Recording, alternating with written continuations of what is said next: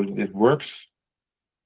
So if you can see and hear me well, Yep. this is the talk about conversations with AI. So voice chat and shaping your second brain.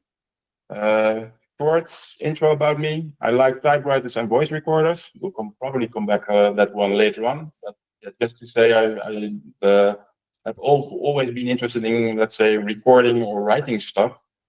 Um, I've been drawn into personal knowledge management. I did make only the KM bold because for work I'm also into knowledge management. I've had a few different roles in companies, in different companies, and I always was interested in knowledge management because I find it quite amusing or maybe disturbing, or that how much of knowledge gets lost in companies. So I've have some interest in data and documentation and things like that, and I've been interested in chatbots since Eliza in the 60s or 70s, Q&A, which was a bit of the predecessor of Excel in the 1890s, where you could ask questions, but it was very strict. And later on, I was again getting interested in the chatbots, maybe AI part later on. When 3 years ago, when you had you still have, but cringeworthy chat support chatbots, which do not help and only make you want to call support directly and so on. Not using socials that much, but I do have two of them below. I will briefly entertain the second brain part because it's quite a broad audience, and not everybody from the Aspiring Innovators Network is into personal knowledge management yet.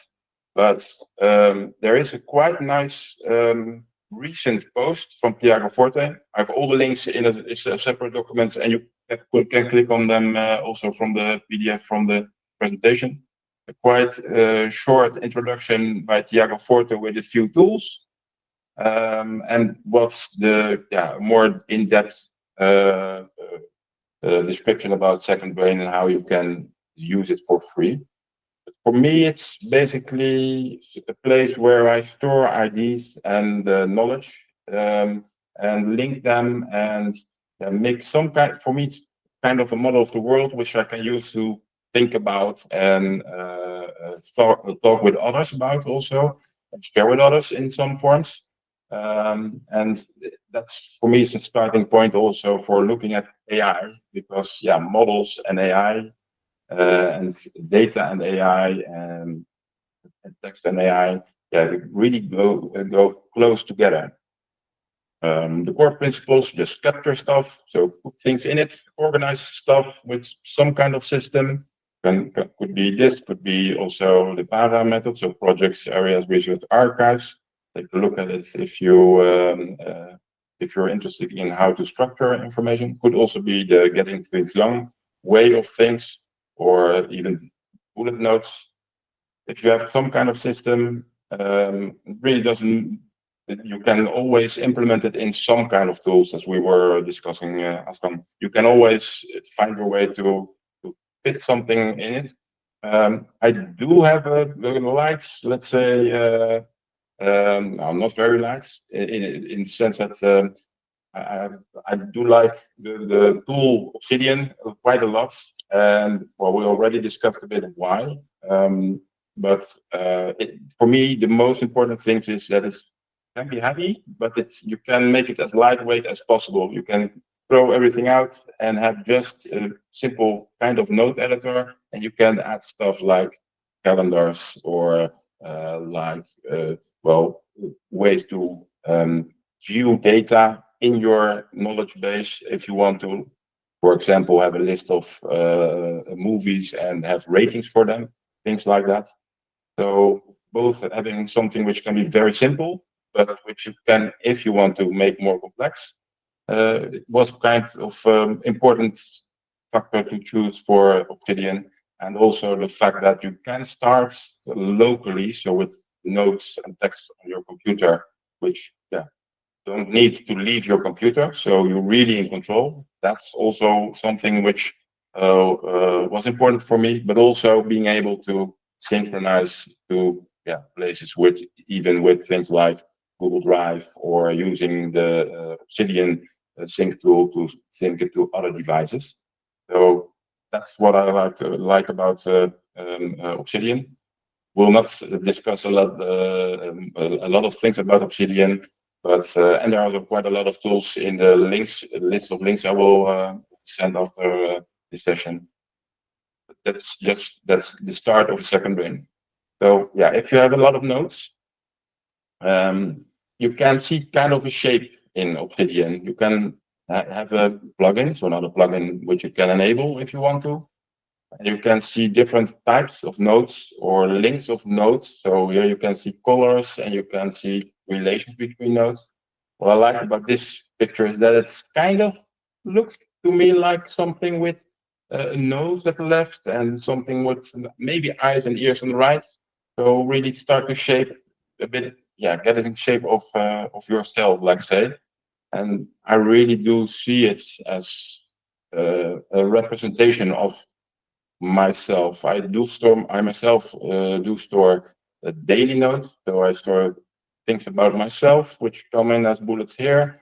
And I set relations. So for example, if I go to a movie, set a relation to a list of movies and all these, let's say, links, which you can easily build in Obsidian, make connections, and those connections say something about yourself.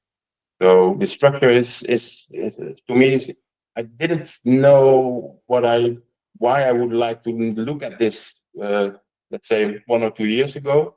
But now that AI is into the picture, it gives me more, let's say, idea of how to use AI to either find new nodes, new relations, or find maybe missing spots where here you see uh, some spaces where there are not a lot of nodes.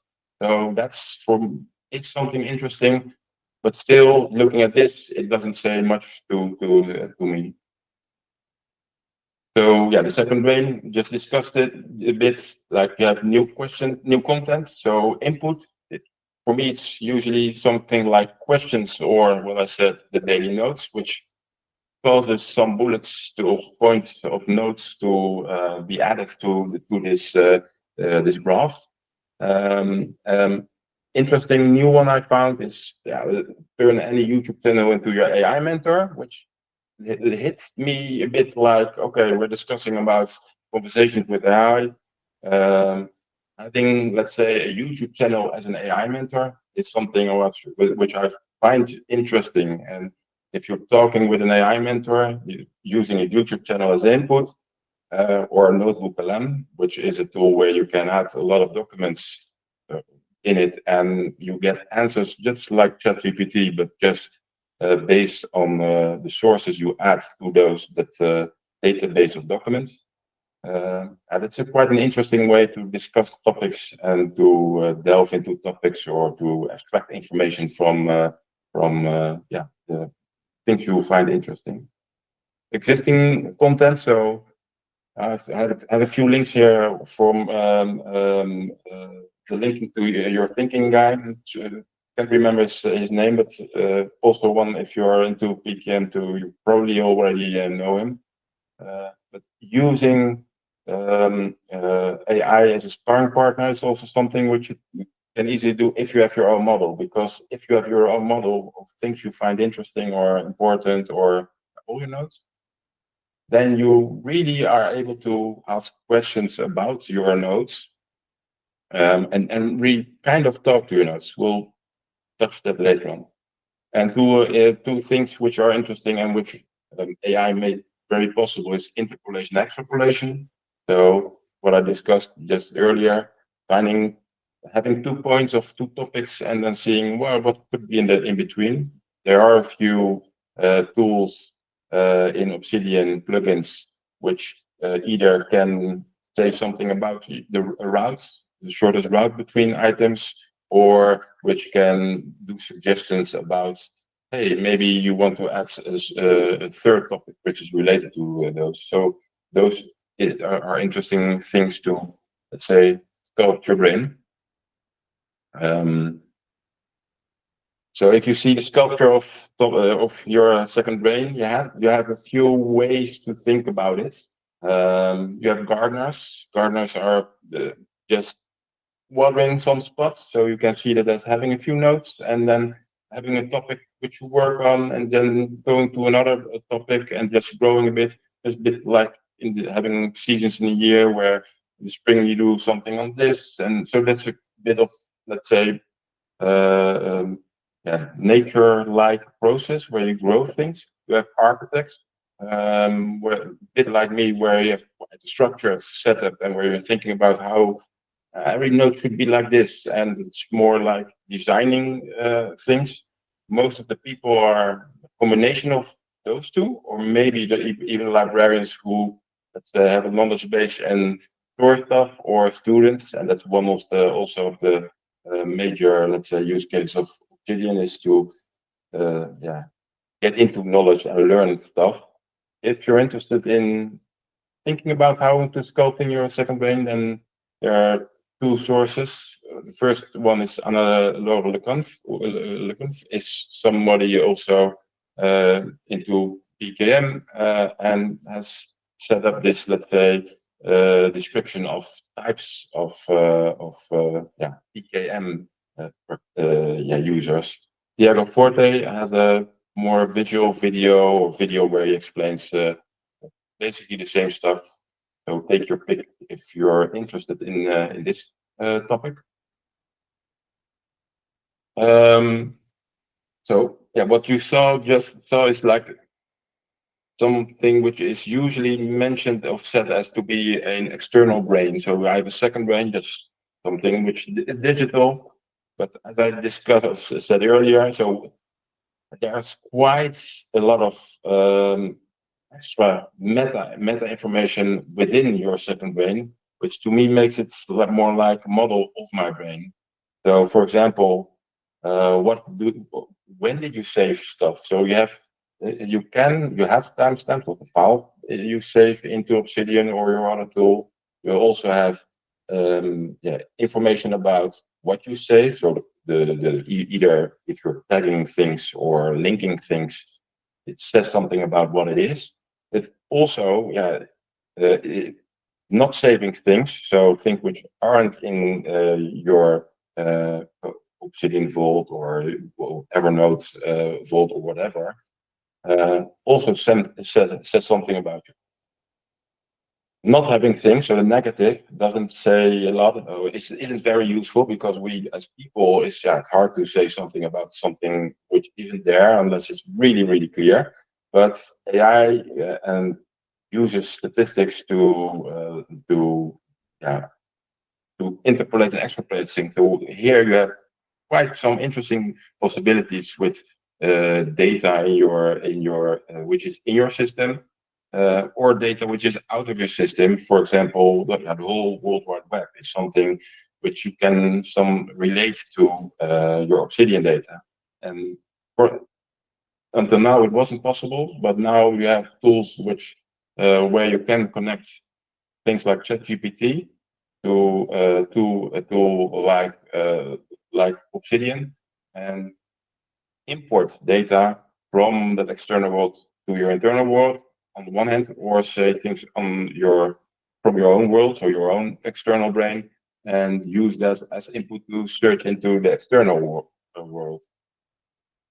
Um, this is what I find interesting, how to use this to yeah, fill gaps, discover new relevant areas. If you saw the picture of, let's say, your second brain, so what are the spots outside of my brain which are interesting, and also either strengthen or weaken or move paths. So that's something I don't also do that often, but you can imagine that sometimes you can say, well, maybe that relation isn't that important, so Obsidian will probably not remove it, but that basically makes it like real brain, where you have connection, and if you use it, it gets stronger, and if you don't use it, it gets a bit weaker. Maybe it is also that in Obsidian because yeah, if you add more, things get stronger, and the weaker points get weaker if you add more stuff, and no new links are added. So maybe that's a way to see it.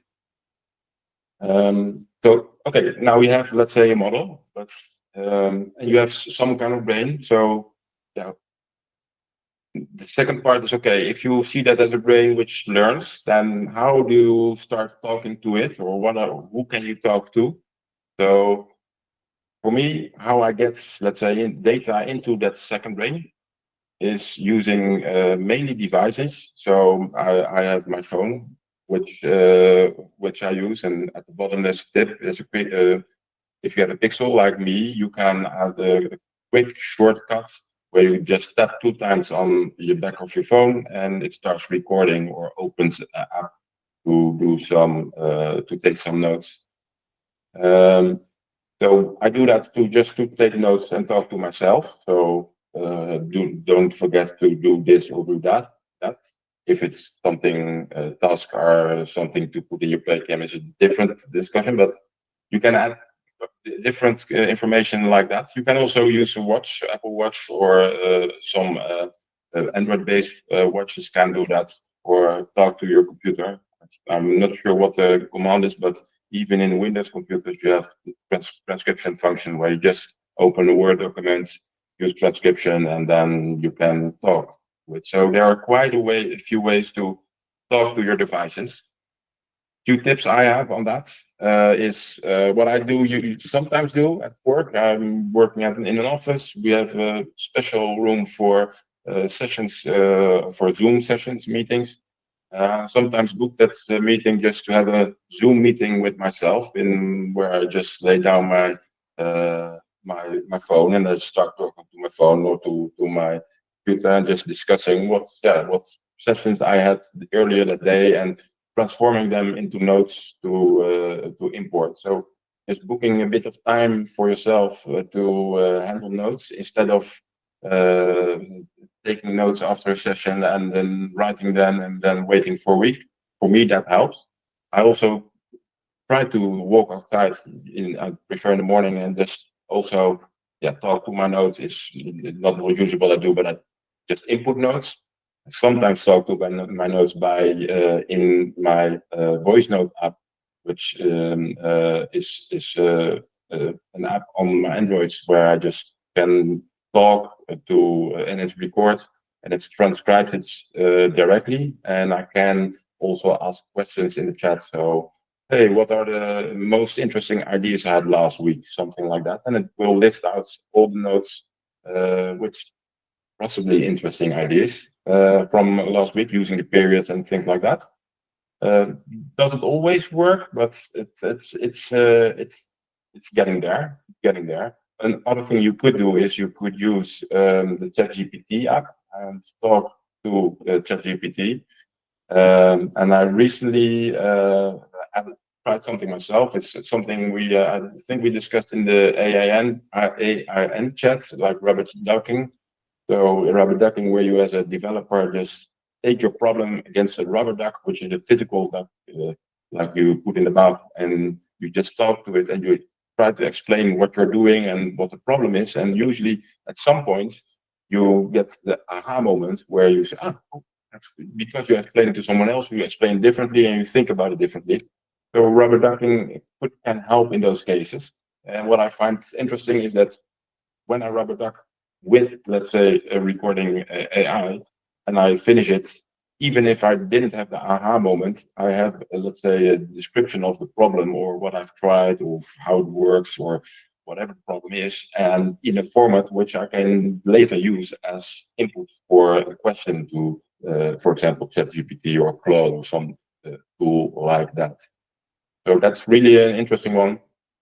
I also use it for brain dumping at the beginning of the day. So when I wake up, just talk to my voice notes app and just input a lot of single line stuff or things I'm thinking about. And I also there's not a better name for it. I have to still think about it, but a voice note opportunity is what I say, how I name it.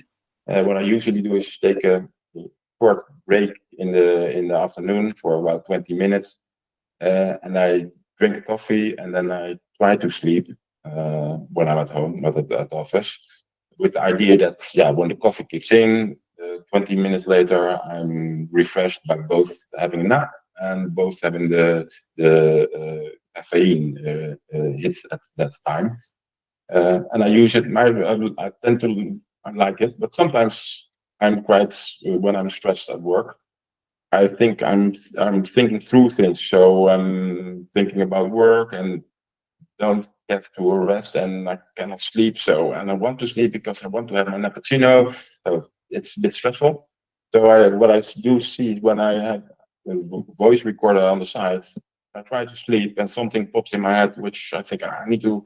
I just say it out loud. So at the end of the 20 minutes, it's either I have slept like a baby and I have a blank voice note, which no notes, or maybe I'm talking in my sleep, but I haven't had that yet. But or on the other hand, I didn't have a sleep, but I at least had 20 minutes of talking to explaining what my problem is, which I then can put into an AI system or ask questions to, like, okay, how can I solve this problem, or what are the steps I can do? So that's a way how to get data or information into your system, PKM, or your getting things done system. And the last one is voice journaling. It's also the voice note app, be a bit on that path. Um, but the link here is also to the voice journaling app blog. They since it's their app, they are quite they have a quite opinion on it. But it is interesting in the sense that using journaling. So what would you usually do in a notebook? We do that in a voice application. We records it. Can either also be the app on Apple, or the Google has also has the recorder app, which transcribes even also in Dutch or in other languages, which can also be useful. But just journaling, so doing some thinking after at the end of the day or the beginning of the day, is also a way to get information in that system. So tips, for me, actually, it's investing in streamlining the workflow process. So depending on what the tooling are, thinking about how to streamline it. So, okay, what kind of information it is in when I ingest it, when I get it, what type of format do I want to have it when it's processed, and there AI can help a lot, because you can, for example, use define templates, or for Obsidian, Evernote, or OneNote, or whatever you want. There are some limitations in the styling or things like that, but basically it is, if you have something with input and you have a bit of prompting, so you have a good set of prompts, which we also have, I have a few from one of the applications in the list, which are quite good prompts to help you get from one format to another format. That really can help. So investing in your workflow process from getting to A to B, that's something I would do. If you're a PKM or if you're a nerd, you can do it a bit too much. I probably do it too much, and I like talking with friends about it, so that's probably too much. But it is good to think about a bit about, okay, how can I get efficiently from A to B. So tools I use is a recording app that's is not an app, but a real, let's say, physical device. I'm into running, and when I'm running, I don't like to have my phone with me, but I do like to take notes. So I like this form factor. I really, in the end, I stick with the middle one, or the top right one, where it's really a small card, which I always can have on me, close to me, and easily fits in a pocket, which I then can use to record during training session, and just note things I'm thinking about at that moment and I don't want to forget. This is the plot tool which I use for that, which has its own app, but also has the possibility to work as an offline device where you just store the audio on the device itself, and you can extract it using a USB cable and use this as input, just like the tools discussed earlier, where you just can talk into an app. This is interesting. I find it interesting because I lately find myself. I find that I don't want to have my phone on me all the time, but I do find I want to take notes in situations where it's hard to take notes with pen and paper, for example, or when sporting or things like that. And the second thing which I find which happens when you do that is that I have quite a lot more ideas when I yap on my Android in my case than when I just write it down, because I, when I'm running I tend to think, well, in the past I thought, okay, I'll just hang on to it, and when I get home I'll write it down. Yeah, that usually never happens. That's one thing. So that's one thing where you miss stuff, recording stuff, and when you have a device to record it at that moment in time, you capture that stuff, which makes more stuff which you get to handle. But also, what I tended to have is that when I do the same rounds, and I listen to the same kind of podcast, I have the same kind of ideas, and I said, yeah, I should really write that down. And having that for 3 rounds or 3 days in a row, something like that, you really see that having more ideas and being able to process them, like the pie on the left, is more useful than when I think I'm going to write it down and either don't write it down when I'm running, or when I write it down and I think, so yes, what it is, and I just write 3 words, and in the end, I just think, what did I mean with those 3 words? Just jabbing it in your phone and having not 3 words, but half a minute of text. Also, if it's rambling, you can with AI make it more compact, or make it structure it also in a way that you like. So my tip would be also, talking to your app feels awkward at first, but it really gives you more information or more data. So it's really something I force myself to do. Also because I had the new voice notes app which I wanted to try out, but it really helps to get a lot of or at least more input. So this one is especially for you, dear Jan. Who are you talking to? So we talk about devices. You can also talk to your digital twin, and your digital twin. Yeah, could be yourself. I'm not sure if I would like that to talk to myself all the time, because it can be kind of a pain in the ass sometimes. So I'm not sure if I would want to, but it can be useful in some ways, which I'll delve into later. Uh, some recent research is that we are just with the 2-hour interview from an AI model can quite reasonably predict how somebody will respond on personality tests. This has quite a multiple of applicabilities. Let's say the having a digital twin. So for marketing, but also for personal stuff, where for example, talking to someone who is deceased. Yeah, these are things which can now come into the realm of possibilities, which weren't possible some times ago. So, that's one thing. What I find interesting about having a digital twin, or about thinking about having a digital twin, is having maybe a model who sits in front of me, between me and other models or other tools, and just says, is this how Niels would like it? So maybe you can use it as some kind of filtering, or what we get later to, some kind of routing of AIs for you. So that's, for me, it's interesting to think about. Okay, and what is a digital twin? That's multiple things. So I think my digital twin would be a complete replica of my head. I'm not very in that head, but in of the model of my brain. But for me, my digital twin are my notes at the moment. So probably you cannot find everything about me, maybe about my past things I've written down. You can not have all the details which are in my mind, but it's a quite nice representation. What I also use as a digital twin, if you can say it like that, is I use the memory of, for example, ChatGPT.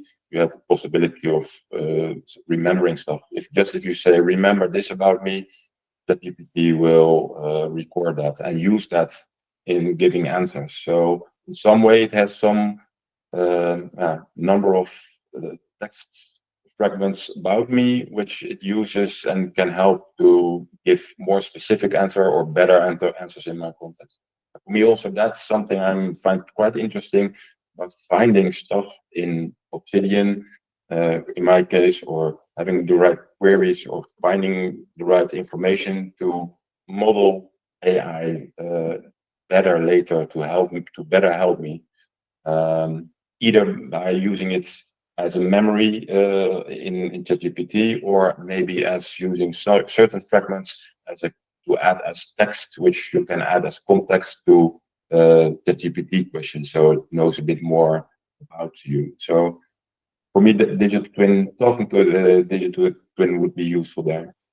The second application I find very interesting is, talking to your future you, in the sense that, I can talk to my current me, but is that very interesting? No, so the same stuff. So yeah, but having, let's say, a future you, someone from the future, which you also could be able to model based on um, age and interest, maybe something about, if you know some things about your family, how they're doing, how they progress, you can use that to maybe model yourself. There are also tools like this from the MIT, which you also can link up. That there's also a link from it where you can, build a short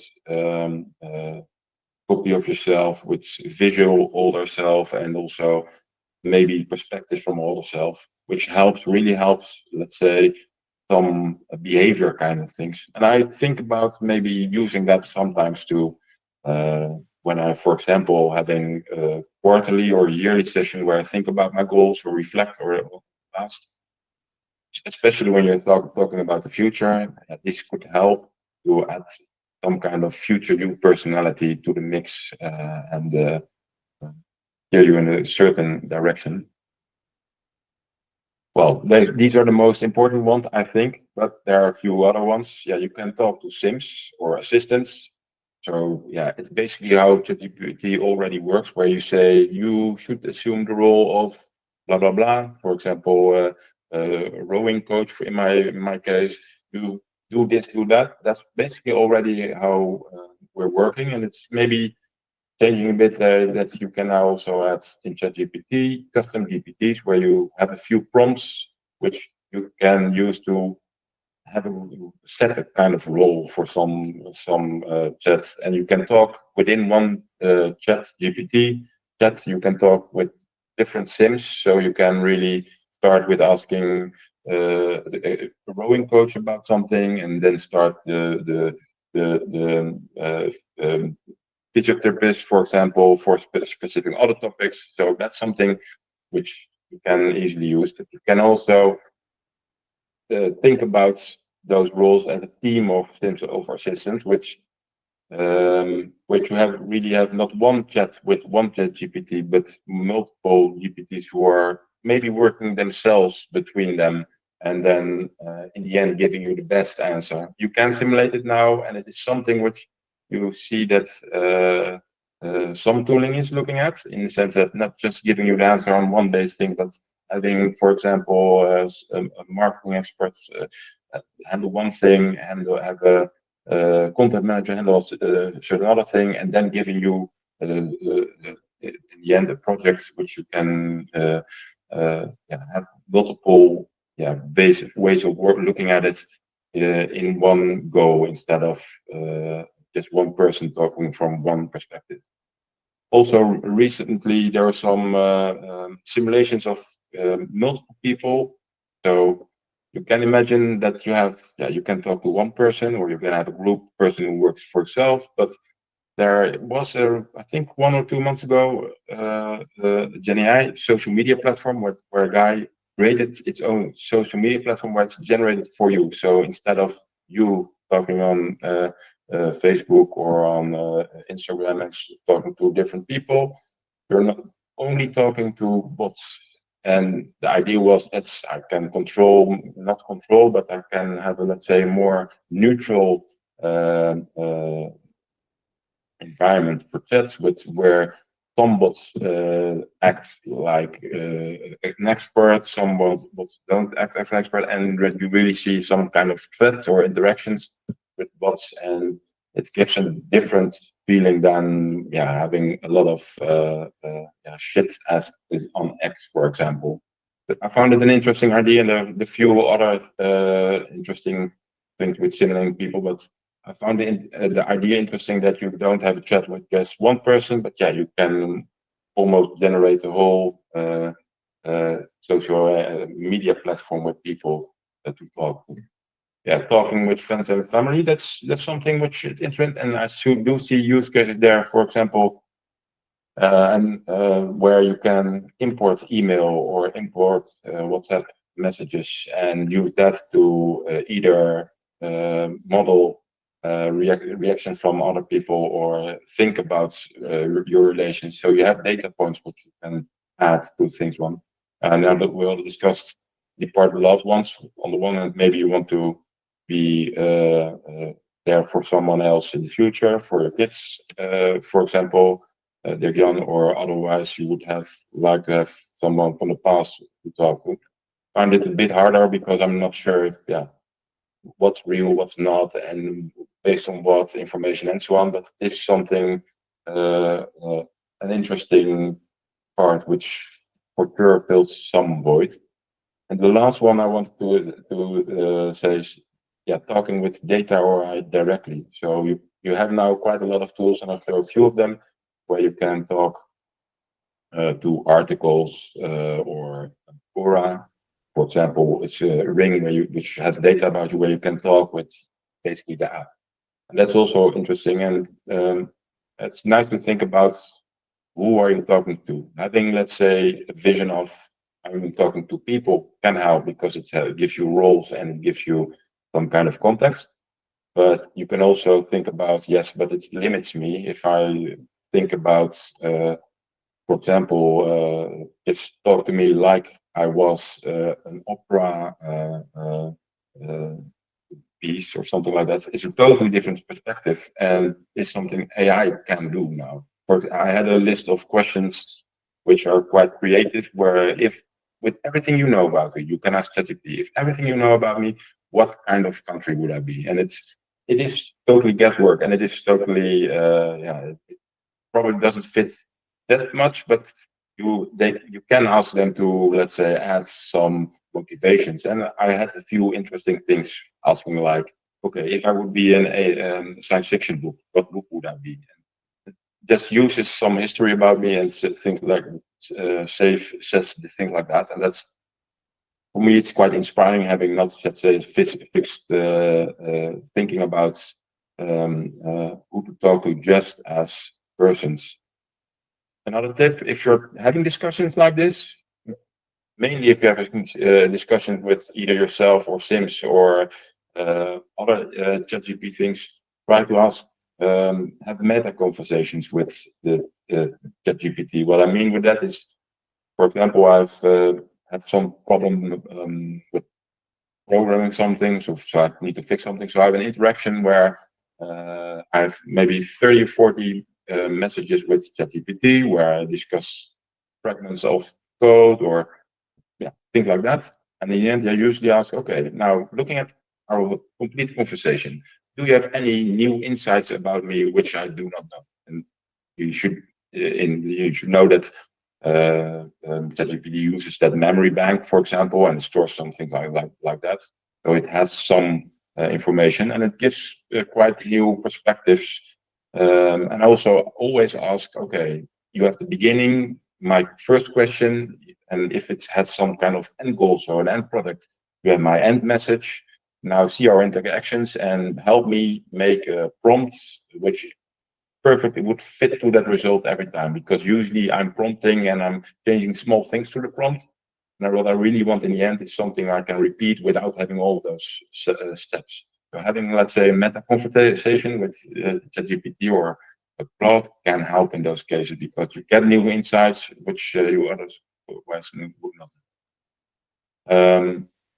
AI is lab. So yeah, just like the picture I made for this session, it's just generated and it's nice, but it's not that nice. So yeah, what do you do with all this information?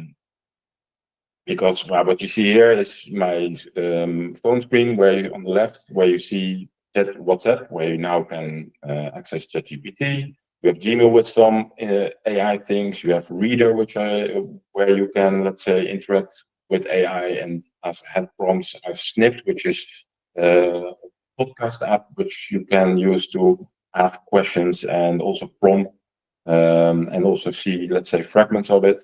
I've Spotify, which doesn't have AI in the sense, not with chat, but yes, it has some algorithms. Aura is an app where you can see on the right, directly on the right, where it has all my information, and it says it can answer stuff. But what you see here is, and Claude is the voice recording stuff I use, and even Albert Heijn, which is a local store where you can buy groceries and so on, has its chatbots. So yeah, there are quite a lot of chatbots where you can add stuff. With most of that is not that good. Uh, so yeah, how do you handle this kind of yeah, AI data kind of things? Here are a few other examples for it in the middle, where you can see document summary generated this prompt, which I use to get from all my articles, get a basic, let's say, information to decide if I want to read.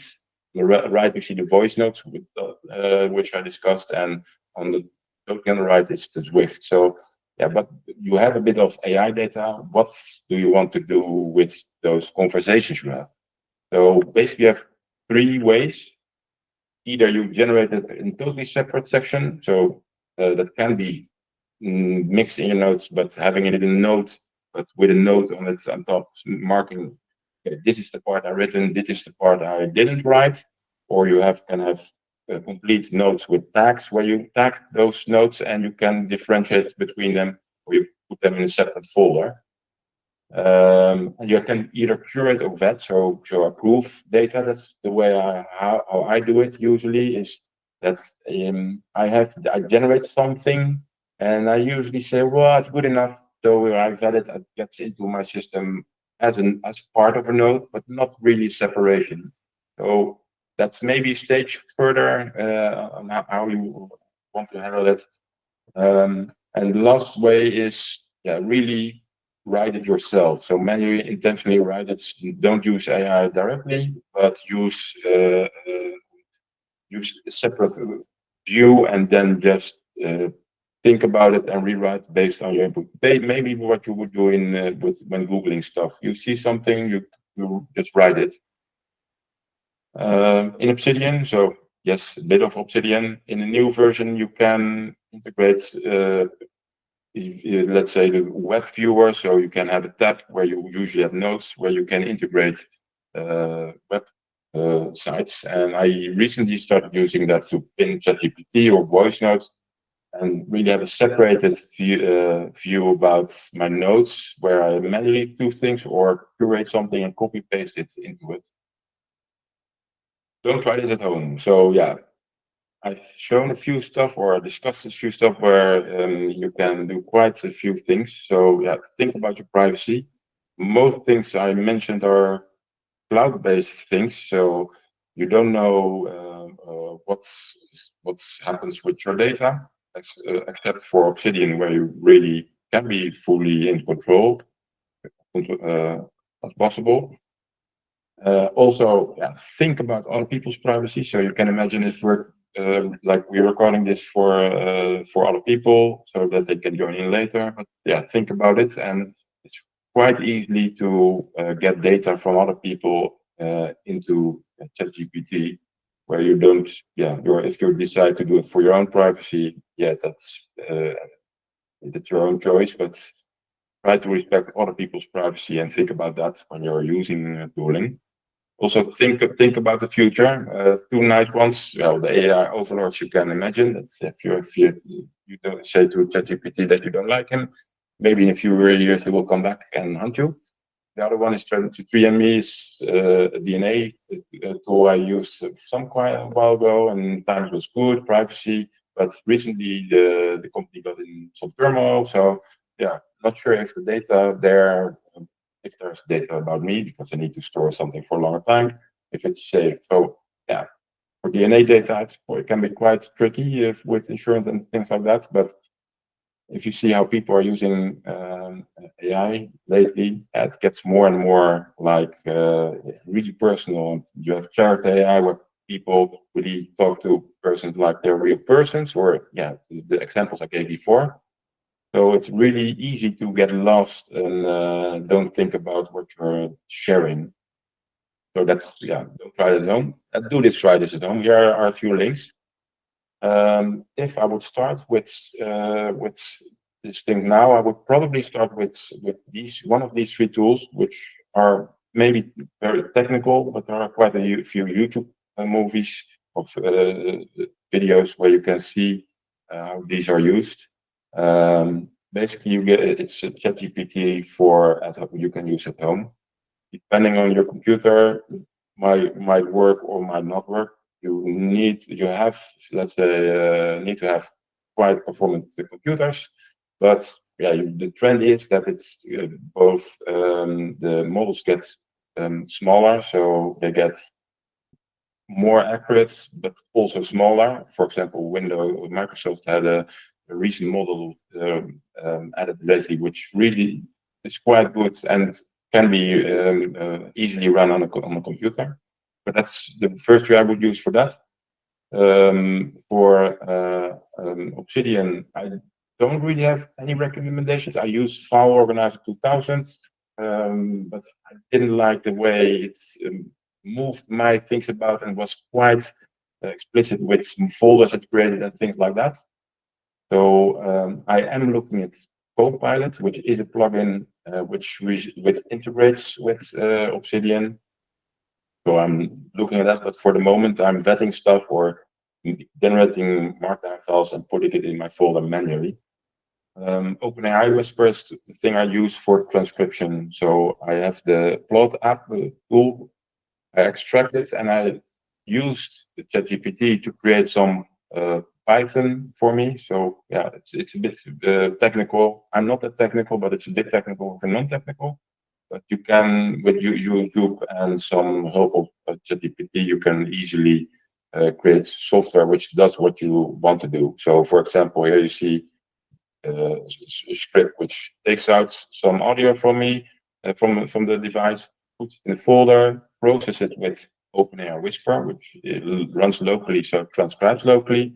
And I also had some interesting features where I added when I set something at the beginning of a file. So I said it is an boodschappenlijst, so grocery list, and I said start. Then the transcription at the top adds this is a grocery list, start. So I could use coding to do something with that specific node, because since it knows it's a grocery thing, it could automatically transform it in a list and send it to me through email, things like that. So that's I found that interesting if you can play with it. What I really, if you hear about AI routing and orchestration, that's something I'm personally interested in the sense that what I see happening is that you have multiple models, but you probably will have some kind of model sitting between you, maybe in Obsidian, maybe somewhere on your computer, between you and the rest of the world.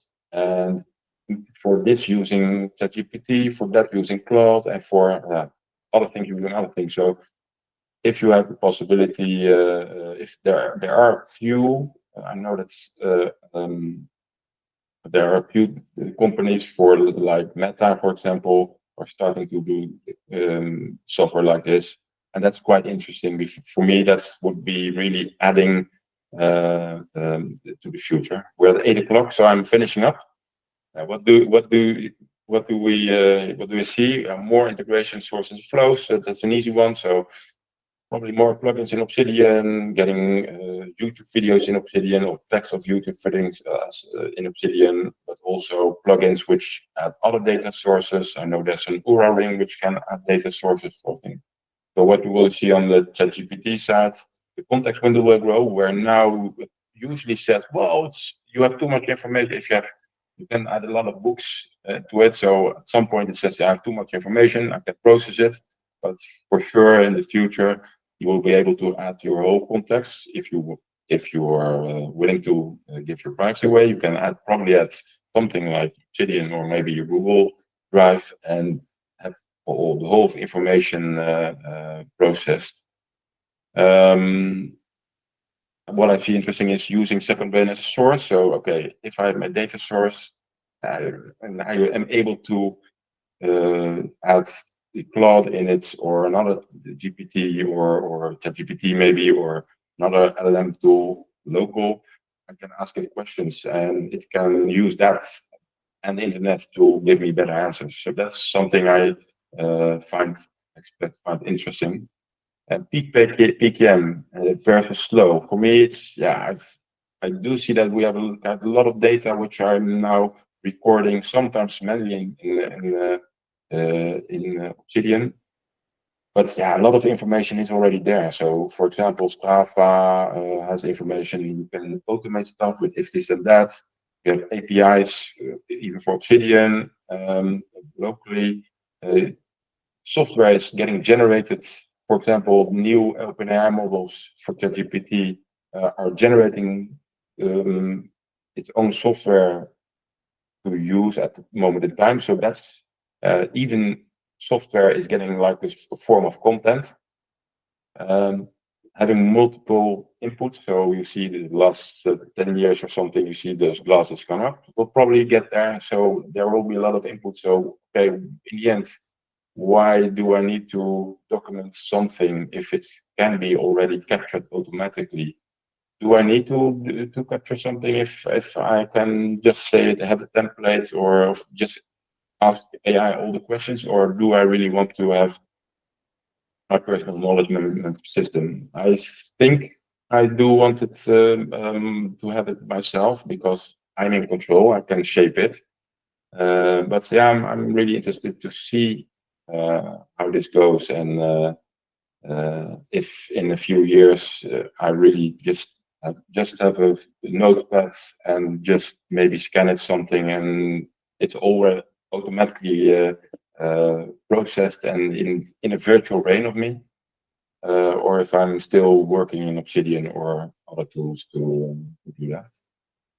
So basically, that was everything I wanted to say. I'm not sure if there are questions or maybe opinions or things, maybe things I missed or things that already can be done in Obsidian. Well, it was really interesting presentation. I also had some things from that's some missing parts I needed actually for myself. Yeah. And but the last thing you said, I want to reply on that because you said, do I need my own data set or my own knowledge system, or is everything already online so I don't need it? Mm-hmm. But is it something similar? You say if it's just your own brain, then say, do I need my own brain, or can we just combine all the brains together or something like that? Yeah, could be that. I could, but even for me personally, if I look at what the data I have is read-wise, so the articles I write are in the cloud.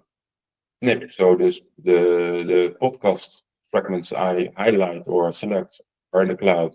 Strava, so the data from my rides or running things like that's in the cloud.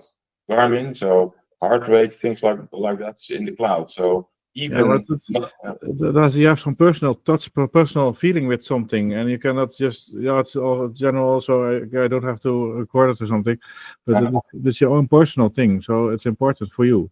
Yeah, so you can, I think that's really important.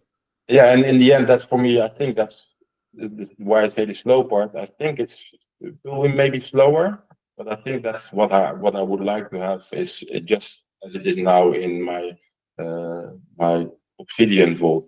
And so, okay, this is me, let's say, and this is I recorded for now. But I'm really curious how much from that vault I could replicate identically just by using external sources as a kind of experiment. So can I, if I can, let's say, generate my vault for 99% based on all the stuff which I now record in a certain way because I record my days in a certain way.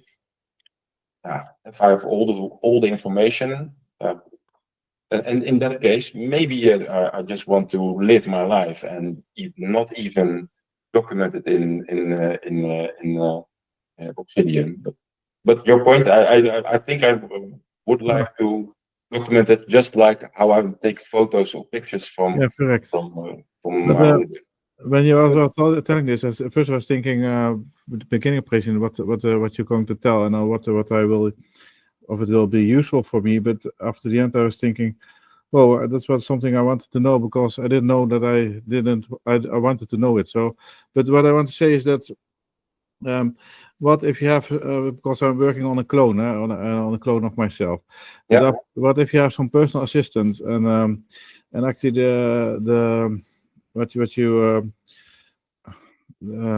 I still have that personal knowledge management.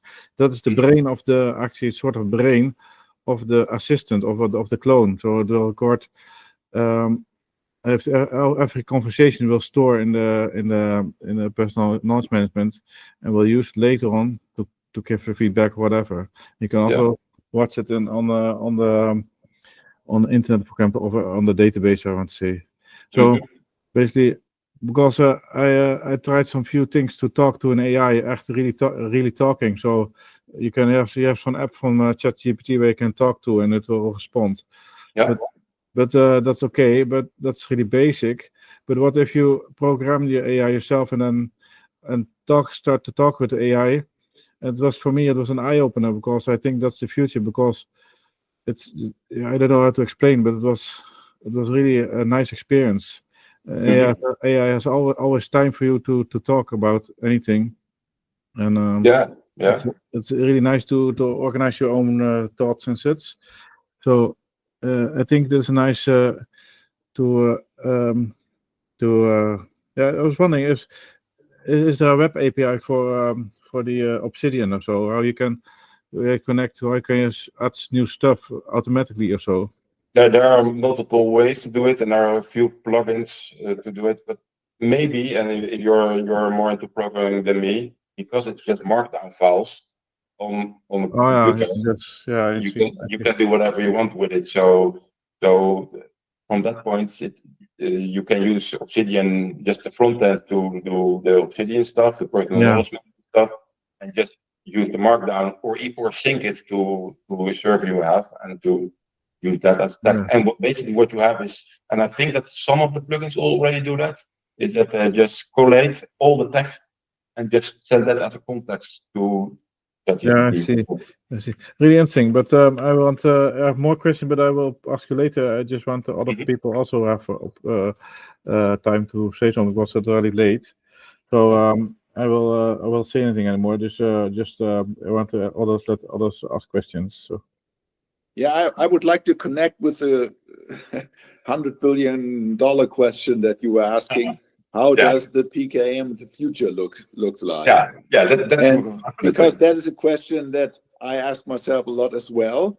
In times where every knowledge is just a short research in the internet away, what is it worth taking note on? And that is a question I would ask you. What are you taking notes on? And in concrete, and my hypothesis is every factual knowledge is not worth taking notes on. But what is worth taking notes on is knowledge that is the result of a process or is filtered through experience, or is the end result of a thought process, which there might be different opinions on. So subjective knowledge, a Subjective part. subjective experience, which you will not find very easily via an internet research. That might be the resource for future notes. Yeah.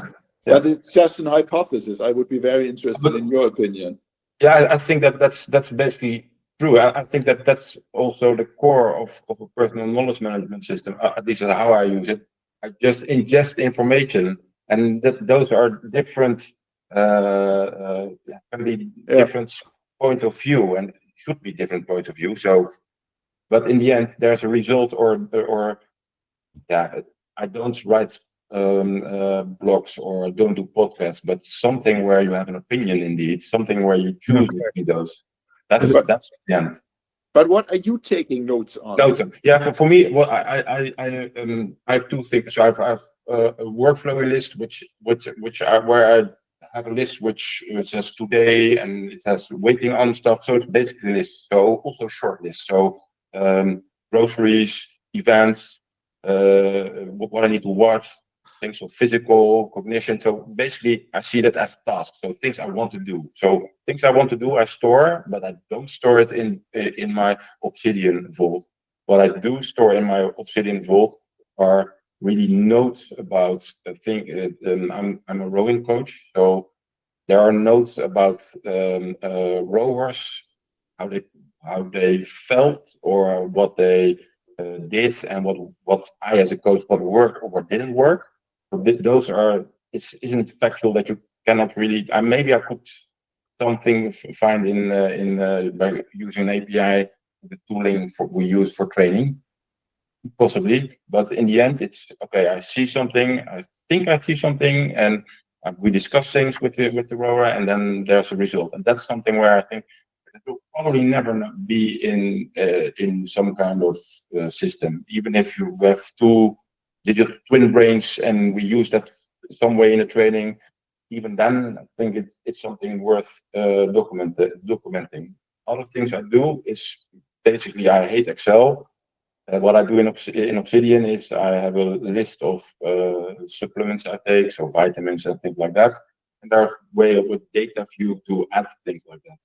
That basically is the part which you cannot find online. It's still facts, and it's still something where I think, yes, if I have a camera which looks at what I'm doing, I probably will be able. There are a few quantified self people who have done things like that, where you just see what you are doing and you see the pills, and so you have all the information. But in the end, I think, well, no. So there is, if I get that right, there is a big overlap, not just with PKM, but with self-management questions as well. Yeah. Okay. I think so. In the sense that for my when I went to the PKM summit last year, that was my not a great eye opener in the sense that I didn't know that, but for me it was. I had some discussions of what you're putting in it, and it was, yes, Niels, you're putting to do things in your knowledge management. Should you do that? And that was okay. Yes, I was, let's say, I had workflowy and I had Obsidian, and I had the feeling that I need to combine those because the one it's information or it's knowledge. But now I'm really happy having just one thing with lists and one things with where I think about things and combine information. So that's for me is. But the fact that you see a lot of tooling where you see start with a journal, so journaling where you see the date and it's just a long list of dates. Yes, to me it seems like also suggests like there is some kind of mix of not only taking notes or using it to process books or things like that, but also something daily or something. Yeah. Okay, and your task management and self-organizations tools, you're using Obsidian as well. I'm still on the fence on that one. So I'm using Workflowy, which is an outliner. And because it's I an tried app, to use Workflowing. I don't know that. Workflowy, yes, it's. I will add it to the list in the sense, but it's an app. I will add it in the chat. But actually, this personal knowledge management, it says already, it's personal. So it's actually so everything you store adds to your identity. That's how so I see it. Yeah, but is the fact that I need to buy milk is that knowledge or is that just a task? And should I put it in a knowledge management system or not? For me, that's a bit of the divide. Well, I have a nice tool for that. It's a sort of agenda software with also notes organized in the agenda. So I think that's more useful for that. I think. Yeah, it's true, and but that's I still find it interesting. Also, the question asked from what are you using it for? But for me, it's just reading notes. But and I don't have structure. But if you see it as an assistant, then that information, the to-dos are really important. But for how you store it is a different format. Maybe it has more to do with time and limits and deadlines. But you don't have that in Obsidian, I think. No, but for me that's not a problem because I see Obsidian as a data source and not really also I see that as a model from myself what I find interesting. And I have an API which I can use for Google Calendar, and I have an API for example, better store it somewhere else and then link it together. So that way, that's and even the workflowy app, it's also it doesn't have an API, but it exports everything to Dropbox, another nice cloud tool for to have all your data stored. But it exports to Dropbox, and from Dropbox you can process the OpenML, whatever you like. So for me, it's okay. I have a Vault Obsidian, which I can do it myself and even keep locally and have. It doesn't touch AI outside of my house that way. And I can use the workflowy OpenML, which is already in the cloud on Drive with other tooling. So, but I'm not that at the moment. As you saw, I have a bit of Python code, so I don't have like complete tooling to manage all those silos of data. That's something new to make. So that's me. Oh, that's already existing, maybe. I don't know.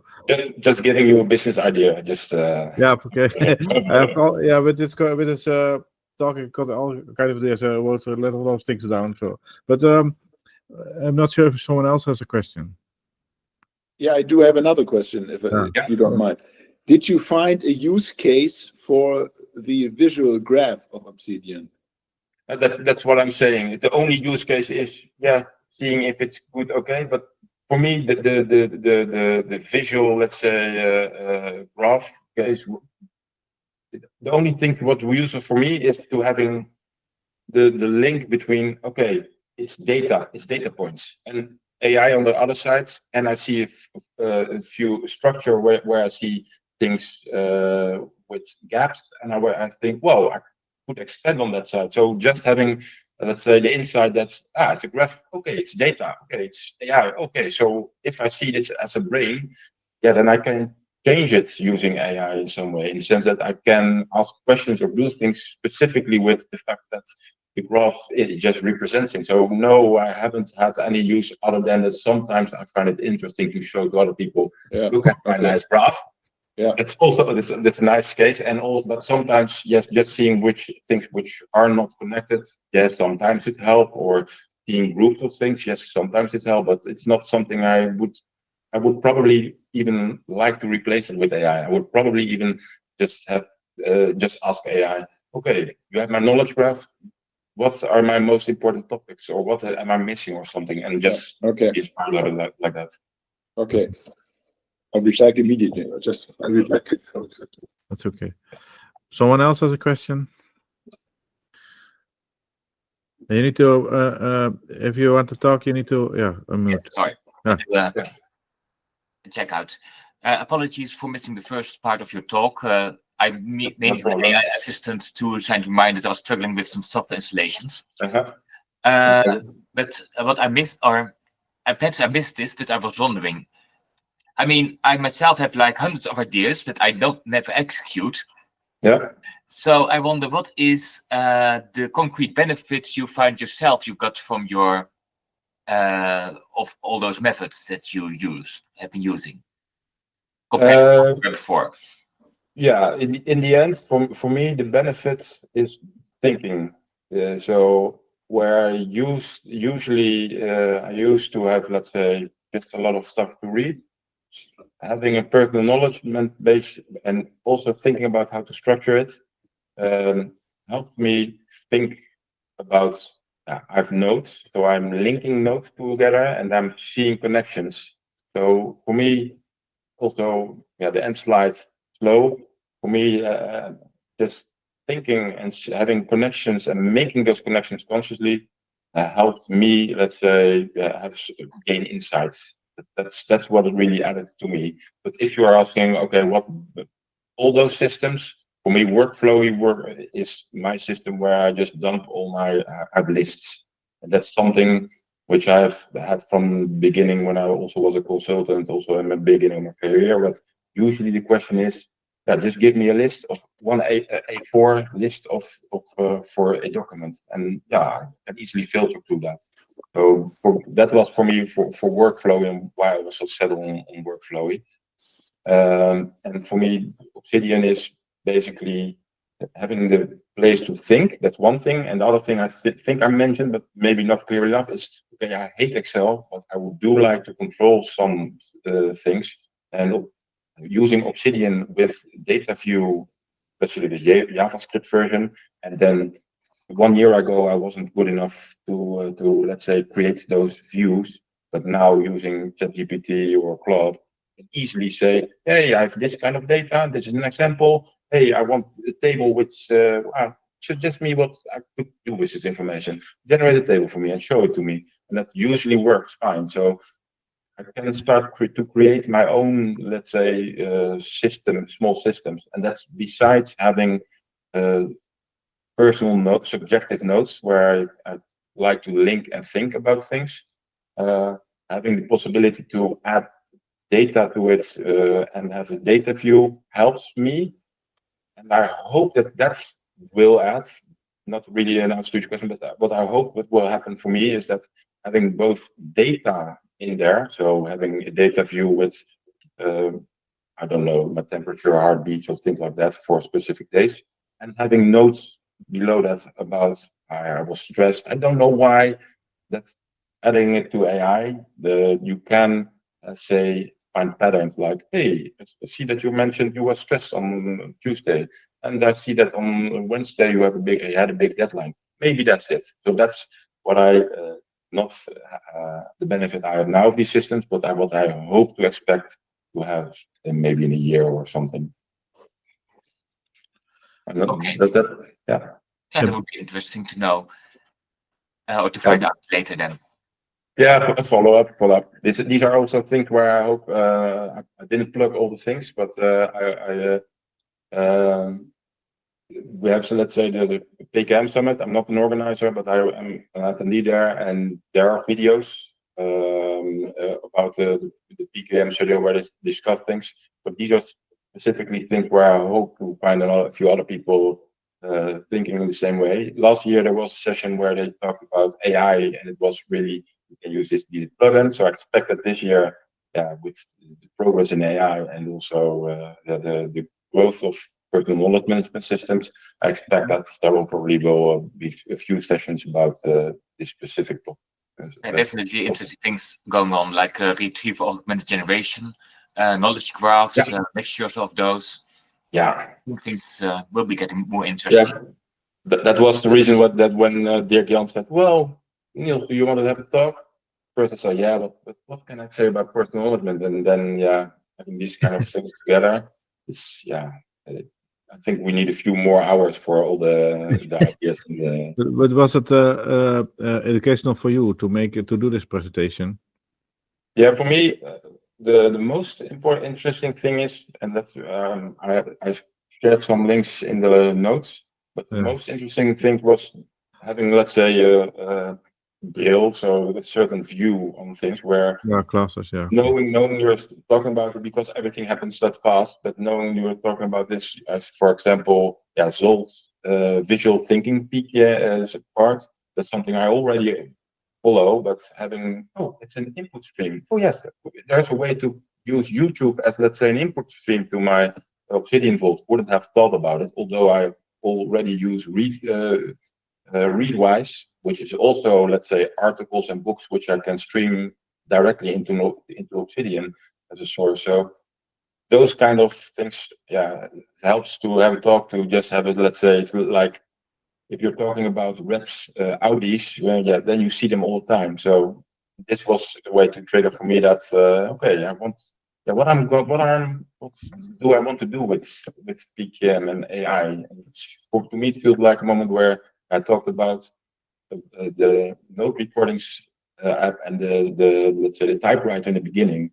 I've been fascinated with, let's say, how to work with things like this since years and years and years, and seeing it, let's say, converge where I record things during running, and that's a separate thing, and I document articles with highlight articles, which is a separate thing, and I do personal acknowledgement, which was a separate thing, and AI, which was a separate, and it's converging like this. Yeah, that's I found it fascinating. So that's I think that's the why I end like this. Is it peak PKM in the sense that will it change, or will it get, let's say, slow in where using a PKM is just the same as if you see people writing slowly in a book because they're thinking and you need to write because writing is better and so on and so on. I really think that's if it gains more traction, that's something which I would still take the time to write my notes and think about it. That's really valuable. So, yeah. You were mentioning some tools like these local LLMs, LM Studio, I think, and Olama. Yeah. You might be interested. I found some tools that I consider to be better. Yeah, sure. First, transcription. I tried not to use any American software because of data protection. And for transcription, I found a German software company which is called Jamie.ai. All their servers are in Germany, so there's better data protection. Yeah. And instead of Olama, which to my knowledge, you need Docker and Open Web UI to install, you can use the tool Misty, MSTY, which combines all these three softwares, and just it's very easy to use. Yeah. And then you mentioned you can talk with the Oura ring. Sorry, not talk with the Oura ring. Is a ring I have here. I've heard about it, yes, but you talk about it, but the Oura ring does not have any functionality that a normal smartphone does not have, or no, it's the only thing they add, and it's more or less in the AI hype of now, is that you have a chatbot. So now you get a message, okay, your heart rate is high or something like that. So it's and you mainly use it because it's more comfortable. No, I use both. So I also have a Garmin, but I really started using Oura again because it's indeed less intrusive. And it has, I think, a bit more precise data than at the moment than the Garmin watch. So that's it. But the data is stored in which file? It's proprietary format? Or? It's online, so it's purely cloud. So what I used is Aura plugin from Obsidian, where basically just says on your daily note, it uses the API to extract the data. Okay. If the ring is your thing, there are Chinese, so data-wise, I'm not sure, but they say that things are stored offline. There are a few rings which doesn't cost that much, which you can access by Bluetooth and then access it directly. So you can have a really offline way of storing the data. Okay. Yeah. But I do find it interesting to have the Oura ring data. That's the side of discussion, to have the Oura data in my vault with the day, because it is data point where it says I was stressed or I wasn't, or I did this much sleep, which has impact on the cognition in the sense that. And I find that interesting data points, which I maybe want to do something with, like can I see patterns in it? And there I have a problem, and maybe you have suggestion, but.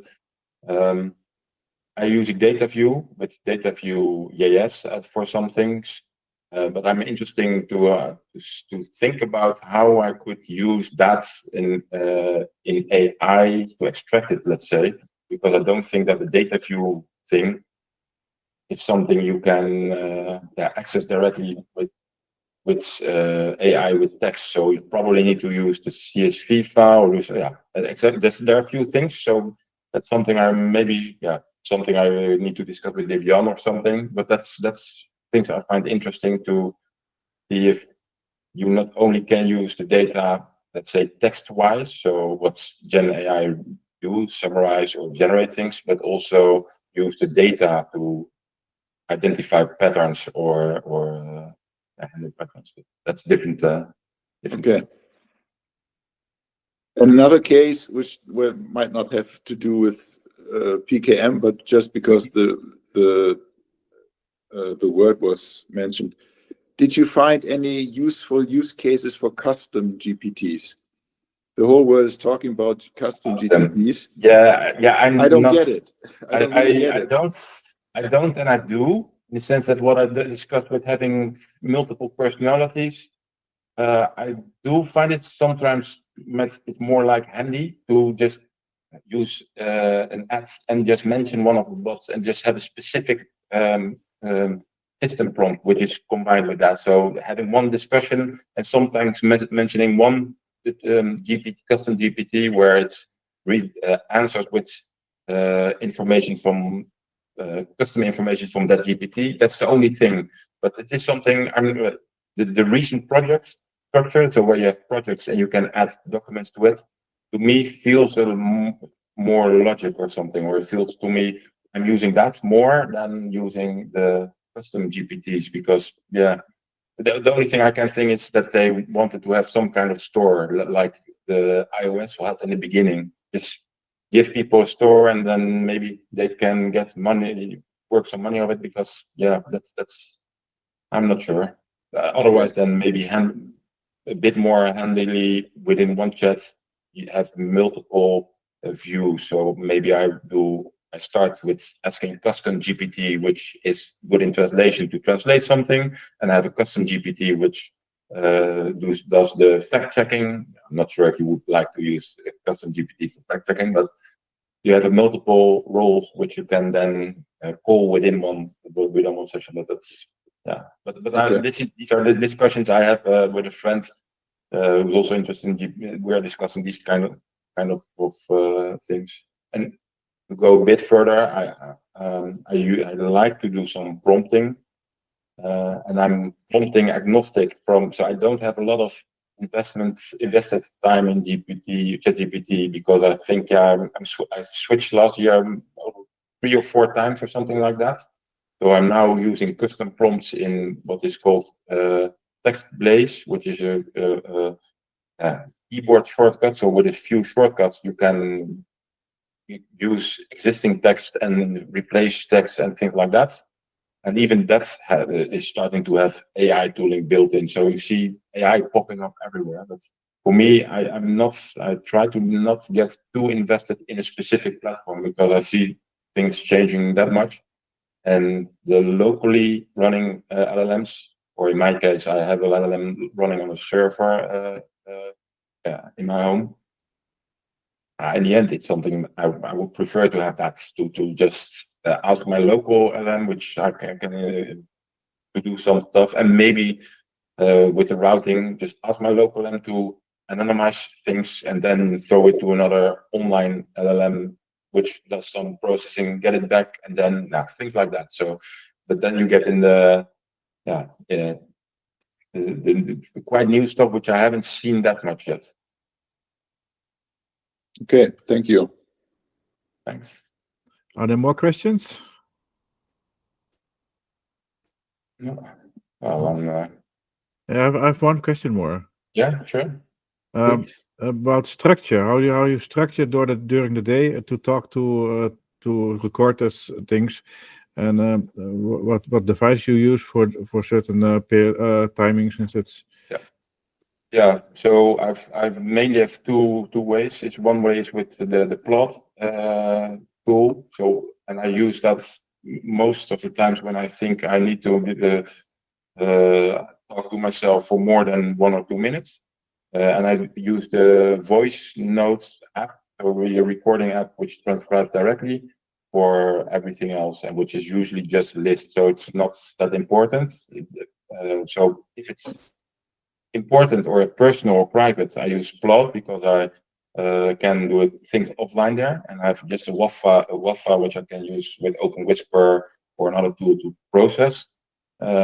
If it's just short notes, or if it's lists, or what I sometimes even do is when I get back from holidays, I just unpack and just say everything which is on the list, and then that way I have a list for next year. Yeah, my question was more about not how you do it, but what moments you do that, because you have certain moments in a day you do that, or you do it during the whole day. Yeah, so my fixed session is at the beginning of the day, which when I'm at home and not a lot of people around me, and I just don't thought. So really at the beginning of the day, the Nappuccino is around 1 o'clock. When I am at home, I just go to sleep, and sometimes I start discussing things when I cannot get to sleep, and I just talk to my phone for 20 minutes, and I wake up, let's say. Or if I did sleep, sometimes I have a brilliant idea and I use it directly after. I try to structure it around meetings. So after a meeting, I try not to write too much, because what I write I usually don't use that much. So I either type, or after the meeting I just have a short session for 10 minutes where I just ramble about this when everything is still fresh but a bit filtered. That for me is basically structure. And at the end of the day, I sometimes have a shutdown when I walk back from work to, let's say, the train. I have a 10-minute walk, something like that, and that's usually also something where I try to dump my information. So you do that 2 times a day, or sometimes 3 times a day? And that's a bit of the rhythm, and when it's needed. So, and there are also of course. Yeah. Okay. The morning one, it's for me, it's mostly at clearing my mind. So I have things. So at the end of the day, in a sense, it's usually getting to-dos of the day in the list. So this is important. Okay, and then, so it's quite different. The usage is quite different for me in the sense that I see. It's mind, and evening is more task oriented. And I see that also where I put the stuff in the end. Yeah, actually, but you need to find moments where you're alone, because you cannot talk with other people around, I think. Well, what I usually do, I don't know if you've seen that in the public, but sometimes you see people talking like this. In the phone, and usually it really annoyed me. But now I start doing this myself, because I think, well, maybe I annoy other people, and then they think that I'm just talking to someone else. But in fact, I'm just talking to my with my AI. I see. But okay, nice. I have another idea, but we discuss it later, because too late already. Because but I think it's interesting. But I'm not sure if someone has still some questions. And if not, then if you have a question, you need to tell now, because otherwise we round it up. It's already late.